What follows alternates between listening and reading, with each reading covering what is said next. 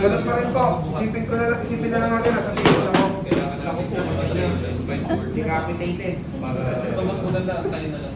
Tapos, Maganda po, tayo na lang. yun pa rin po, kailangan nating makonvince yung parents na ihiram natin yung bata. Sa time na yan.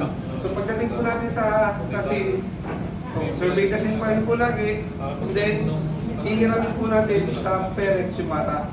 Ma'am, ako po si King Manguera, trained responder. Pwede po bang hiramin yung bata? So kapag hiniram, kunin niyo yung bata. Check po responsiveness. Hey baby, are you okay? Hey baby, are you okay? So focus ka sa bata. The baby is unresponsive. Check ko ngayon nyo kung breathing, kung humihinga pa siya. 1001, 1002, 1003, 1004, 1005, 1006, 1007. So, no pulse, no breathing. Lalagyan niyo po siya sa flat surface. Halimbawa, nasa flat tayo. Using two hand technique, two finger technique. Dito pala yun, may tapat na between imaginary nipple line. Start tayo. Gina. Boses siya.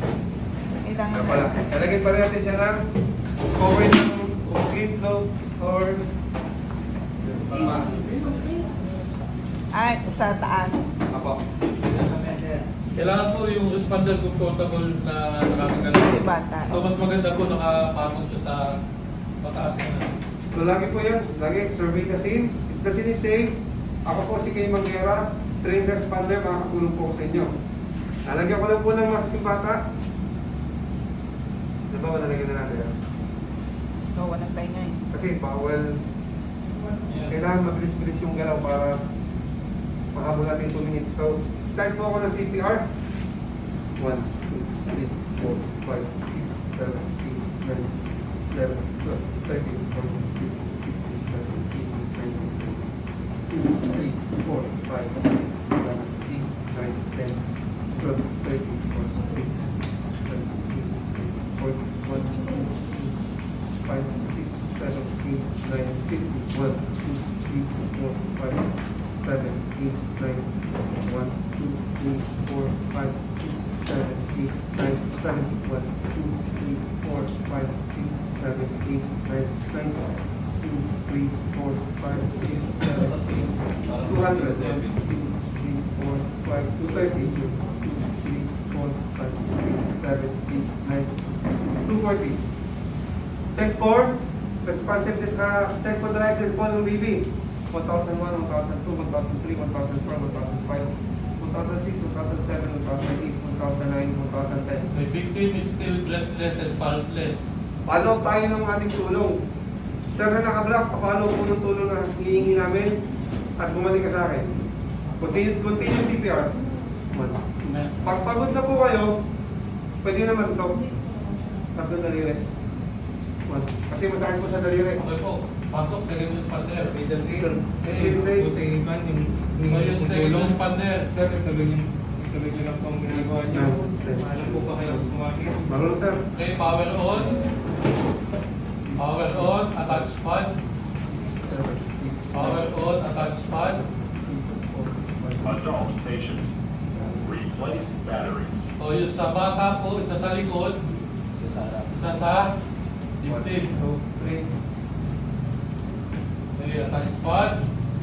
Analyzing heart rhythm, analyzing heart rhythm.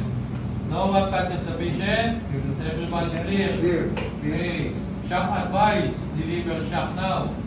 Okay, shock delivered. Continue CPR. Switch.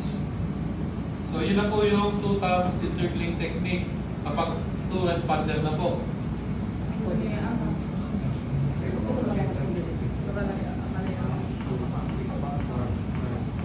Hindi siya nakaangat, ano? Hindi po, sadya po. Pahinga lang po sadya. May angat kasi na. Baka may kayanin.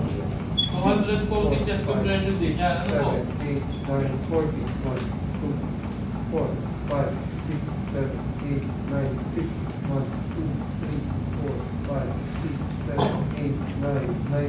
Okay, analyzing heart rhythm. No one touches the patient. Shock advice. Deliver shock now. Okay, continue CPR. Switch. Good. 1, 2, 3, 4, So,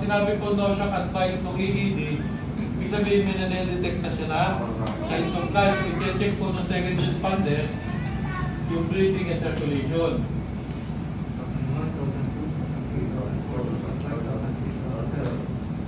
1,006, 1,007. Okay.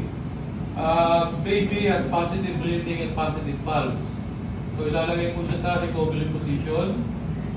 Hindi pa din po tatanggalin yung AED kahit po siya ay ilagay na sa ambulance.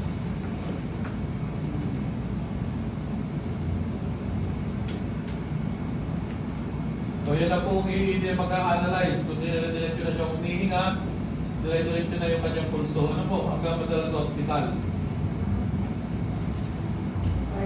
Dire-diretso na po. Medyo nakaganon talaga. Nakababa po siya talaga. Nakababa po. Kasi dati po, ang recovery position ng infant, yung para po burping position.